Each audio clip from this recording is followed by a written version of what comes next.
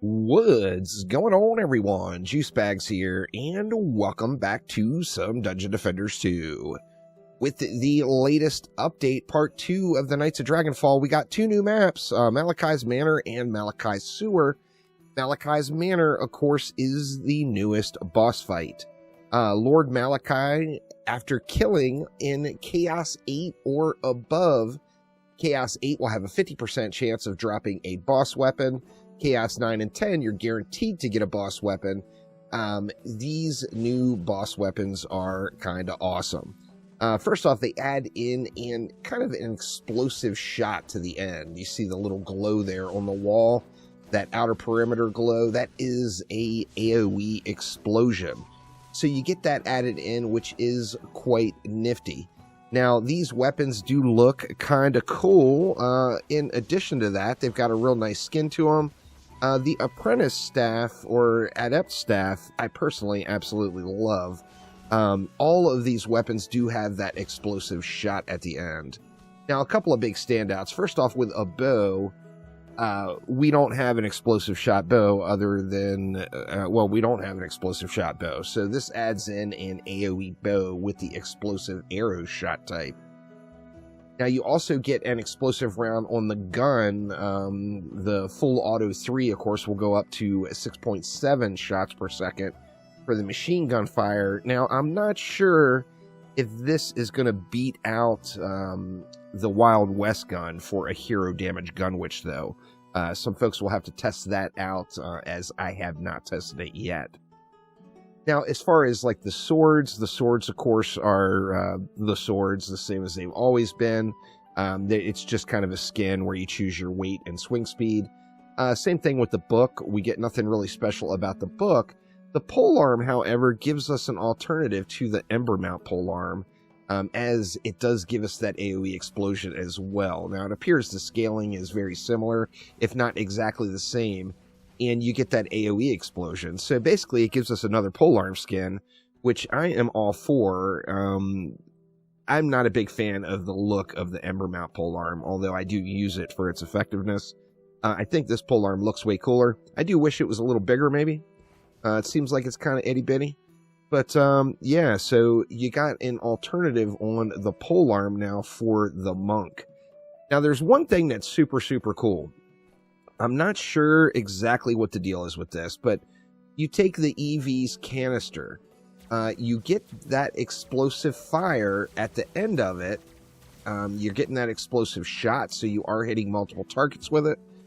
If we come over here and we shoot at like the dummy in the middle, it's hard to see with that vampiric aura going here, but it is an AoE explosion, so you see it is hitting all of those dummies down there on the ground. Sorry, a little difficult to see with this one. Now, the cool thing about the the canister, particularly for a hero damage EV, is it drops in multiple shot types. So you get all the canister shot types with that explosive shot on the end. Now, for me personally, I mean, there's just no cooler shot in the game than the, let me find it here. The Gibbler's 45th Gridlocker. I absolutely love that shot type. Now, I personally am a bigger ability power fan than I am a hero damage fan on the EV. However, I think this shot is just so incredibly cool. So, if you can find one of these with the explosion on the end, that will be absolutely amazing. Now, I'm not sure if this one is in the pool. I have seen just about every shot type for the EV, though. We've seen the McManus. This one that I had, where did we go? There we go, the desecrated canister. This one, of course, is a staff canister. I have seen, like I said, quite a few different shot types. So if you can get that Gridlocker, that is going to be so fun to use. Now, its effectiveness level is probably just not going to be there compared to using like the Earth Guardians.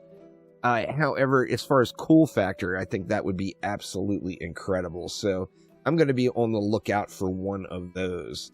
Now, in addition to that, I did mention the staff, and I gotta say the staff looks super, super cool. So taking a look at it, here's one with Frantic Scatter. You do get, you got the Frantic Scatter, but then you also have that AoE explosion. You see the glow on the wall, the outer glow, that is kind of representative of an effect of the explosion.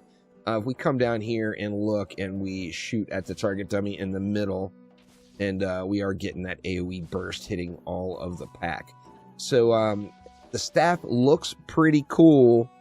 What about this skin, y'all? I mean, this staff with that skin, that looks absolutely badass in my opinion.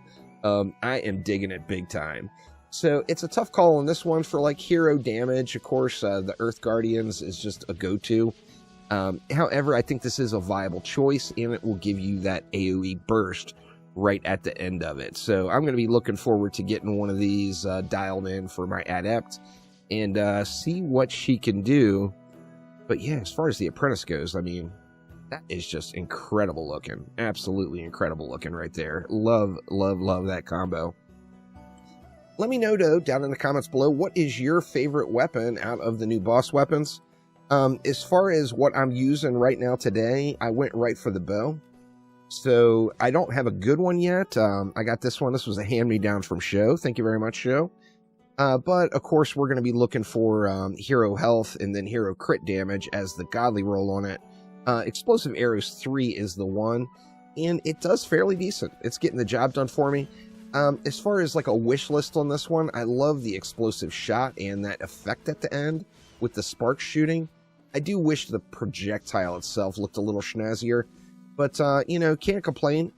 It is definitely a good one and a viable alternative to a single 4 or the Earth Guardians bow. So kind of take your pick on which one you like, but there is a fun new bow to farm up with an AoE explosion. So finally, we get that explosive shot on a bow.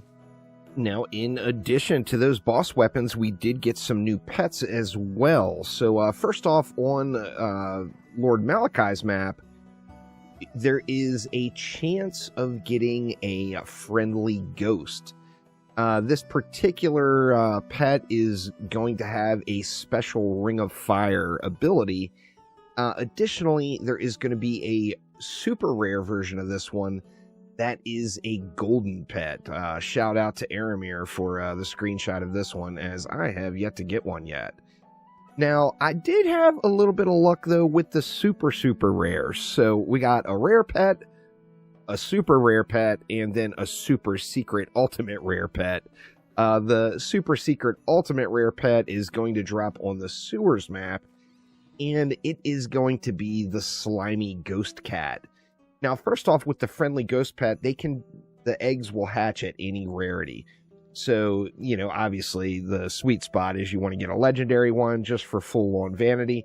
However, these will drop at any rarity. Now, the super secret ultra rare pet from the sewers is the slimy ghost cat. It's always going to be rare. This one can drop in various elements.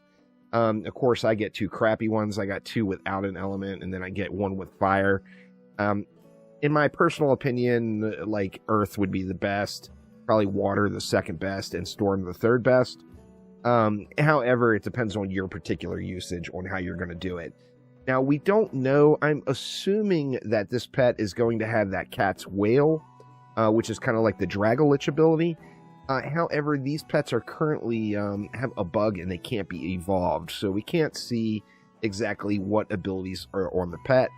However, the slimy ghost cat does drop on the sewers map, and like I said, this is a super rare. It's been confirmed by the devs that it's a 1% drop chance, so you could realistically run the map 1,000 times and never get the pet. However, with a little RNG, you will end up collecting them up. As you see, I've got 3 of them now. And they got a cool little drip to them. They are the base model from the new kitty cats we just got with the Defender Pass. However, you see this one has got like that toxic goo dripping off of it. So super cool effect from this little guy. I kind of hope it does have the cat's whale ability on it, which I am going to assume it will once we can evolve them. As that's a cool looking pet, no doubt about it. Got the nice toxic sewer glow to it with that lovely drip.